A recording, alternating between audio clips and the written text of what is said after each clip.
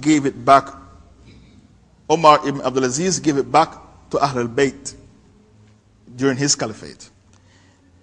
Now, according to the Shiites, Ahlul Bayt is only Ali, Hassan, Hussein, Fatima. As for Aisha and Hafsa, Salama, they are not from the Prophet's family. Now, this aqidah of theirs is absolutely ridiculous. If you are married to a woman, does she belong to your family? Yes or no? Yes.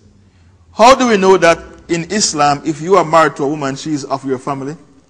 When you die, she inherits a quarter of your property. If she wasn't from your family, why is it that Allah designated, Allah Ta'ala has allotted for your wife a quarter of your property? Because she's of your family. And if you have children, Allah said you give her 1/8 of your property. 1/8. Why? Because she's of your family. And one day people were saying bad things about the Prophet's family. And he covered Hassan and Hussein and Fatima underneath a sheet and make a dua and say, "Oh Allah, let them be protected from the tongues of men. Protect my family." Salama was standing there and she said, "What about me?" And the Prophet said, "And you." So the Prophet said to Salama, "And you." Why he pointed to Salama and said, "And you?" Because Salama, who was his wife, is also a member of his family. When Uthman was the caliph, Abdurrahman bin Auf divorced one of his wives because he was on his deathbed and he didn't want her to inherit. He pronounced divorce on her when he was on his deathbed because he didn't want her to inherit from him. And as soon as he died, Uthman still override what he did and allow her to inherit. Why? Because your wife is of your family.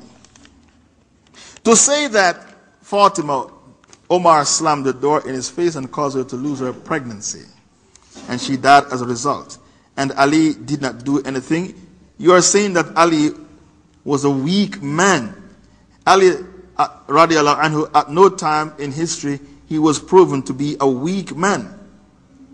They said, the Shiites, that Abu Bakr and Omar usurped the caliphate from Ali. They didn't even attend the janazah of the Rasul sallallahu alaihi wasallam. They didn't have any time to attend the janazah. Why? Because they were busy robbing Ali of the caliphate. They didn't even attend the janazah of the Rasul sallallahu alaihi wasallam. We refute that. The janazah of the Rasul was done at different times by different people. So how can you say they didn't attend his janazah? Many janazah of the Rasul was done in Medina by different people, different sahabas at different times. They have a book called Al-Kafi. Al-Kafi, the author is called Khulaini. 95% of the hadith in Al-Kafi are fabricated hadith. They claim that in Al-Kafi, one of the hadith in Al-Kafi, Ali hold on to the hand of Abu Bakr and showed him his destiny in the hellfire. Now how do you refute this? This is very easy to refute. When the Rasul sallallahu alaihi wasallam was migrating from Mecca to Medina, he migrated with Abu Bakr as-Siddiq. They hid in a cave, and the kuffar, they closed in on the cave. They were searching for them to arrest them or kill them. Abu Bakr as-Siddiq said to Rasul, if only they look carefully, they'll find us. They are closing in on the cave.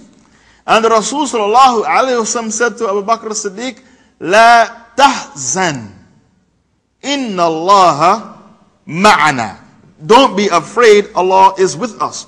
Allah Ta'ala spoke about this incident in Surah Tawbah, Surah 9, verse 40. Allah Ta'ala said, Idhuma fil ghar. Both of them were in the cave. Idh yaqul li sahibihi. The Rasul said to his Sahaba, La tahzan, inna Allah ma'ana. Don't be afraid, Allah is with us. So in Surah Tawbah, verse 40, Allah Ta'ala pronounced Abu Bakr as Sahaba. Allah gave him the rubber stamp of approval of being a Sahaba. So when you, the Shia, said he was a kafir, and Ali showed him his destiny in the hellfire, What you're saying is Allah called him a Sahaba in the Quran, in Surah Tawbah, but we don't see him as a Sahaba. So what they are trying to do, they are trying to veto Allah. Anybody who veto Allah is a kafir outside the fold of Islam. And I will tell you on another occasion how the Shiites veto Allah. When they make takfir on the Sahabas, it has grave implications. The following implications. It means that the Rasul sallallahu alaihi wasallam failed miserably as a murabbi. A murabbi is a person who gives you proper Islamic upbringing, proper Islamic training, proper Islamic orientation. That's a murabbi. A person, you live with him and you learn from his character. How he eats, how he sleeps, how he drinks. You learn from his mannerism. And you emulate him, you copy him until you become beautifully decorated in your character like your murabbi. For example, in this masjid, your murabbi is your sheikh. You look at his character and you copy him. That's your murabbi. Because people don't have time to go to books and read. So how do they learn their deen? From their sheikhs, their molanas. And any man whose book is his sheikh, the shaitan becomes his sheikh. Any man who has no sheikh, no murabbi, the shaitan becomes his murabbi. You need a live person to look at, to copy, to emulate in order to learn your deen. And when you don't understand a hadith or an ayah, you go to your murabbi to give you the tafsir of the ayah. So when you make takfir on the Sahabas, you are claiming that the Prophet failed as a murabbi. Secondly, the Sahabas compiled the Quran. Who compiled the Quran in the Quraysh dialect? Which Sahaba? Which Caliph? Who can tell me? Louder? Uthman. By you casting doubt on the character of the Sahabas, you are actually casting doubt on the Quran itself, the authenticity of the Quran. This is why Shiites believe the Quran has been tampered with. The Quran has been changed. The Shiites, they are going for the jugular vein to destroy Islam. Your greatest scholars and sheikhs, or the Sahabas, they taught you how the Prophet walked, how he taught, which foot he entered the masjid with, which foot he entered the toilet with, which hand he used to eat with, whether it's the right hand or the left hand. The Sahabas are your greatest scholars. They taught you Islam. They compiled the Quran for you. They compiled the Hadith for you. In other words, the compilation of the Hadith, they relate to you what the Prophet said in his Hadith. That's what I meant when I said they compiled the Hadith for you. They taught you Hadith. That's what I meant. The first compilation of Hadith was done by the Muwatta of Imam Malik. They taught you Hadith. So if you succeed in assassinating the character of the Sahabas, what have you done to Islam? You have destroyed Islam. The character of the Sahabas is so important. Allah taught you in the Quran to make a dua. رَبَّنَا اغْفِرْ لَنَا وَلِإِخْوَانِنَا الَّذِينَ سَبَقُونَا بِالْإِيمَانِ وَلَا تَجْعَلْ فِي قُلُوبِنَا غِلًّا لِلَّذِينَ آمَنُوا رَبَّنَا إِنَّكَ رَءُوفٌ رَحِيمٌ. Allah taught you to make this dua. Oh Allah, forgive those who came before us. رَبَّنَا اغْفِرْ لَنَا. Our ikhwan, our brothers who came before us.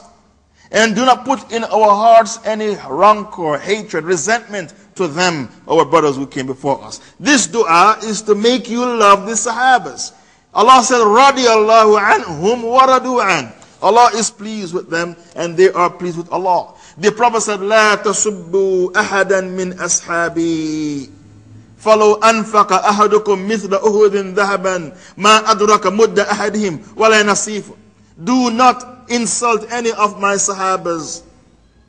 Because if any one of you should spend as much as Mount Uhud in gold, it will never measure up to the sacrifice of my Sahabas, not even half of it. These Shiites are so stupid. They don't realize when you insult the Sahabas, you are insulting the Prophet Muhammad sallallahu alaihi wasallam. Because you are saying he was not a good judge of character. He chose hypocrites and kafirs to be his companions. They are so stupid. They do not realize when you make takfir and Abu Bakr, you are trying to veto Allah. You are trying to veto Surah Tawbah, verse 40, where Allah mentioned him as a Sahaba. They are so stupid. They don't realize when they insult the Sahabas, they are insulting Ali. They claim they love Ali. They are insulting Ali because Ali What did he do? He gave his bay'ah to Abu Bakr, Omar, and Uthman. So you're trying to say Ali gave his bay'ah to kafirs. Ali, who you claim you love Ali. What did Ali do? He gave his bay'ah, his oath of allegiance, to Abu Bakr, Omar, and Uthman. So you're trying to say that he gave his bay'ah to kafirs. One day Abu Hanifa had a debate with Shiites. He picked up his shoes. He didn't leave them outside the masjid, at the door. He picked it up. The Shia said, Abu Hanifa, why did you pick up your shoes? He said, because in the time of the Prophet, the Shiites used to steal the shoes of other Muslims. The Shiites said to Abu Hanifa, you're a liar. In the time of the Prophet, there was no Shiites. Abu Hanifa said to them, this has defeated your purpose, your cause. You are a newly invented man.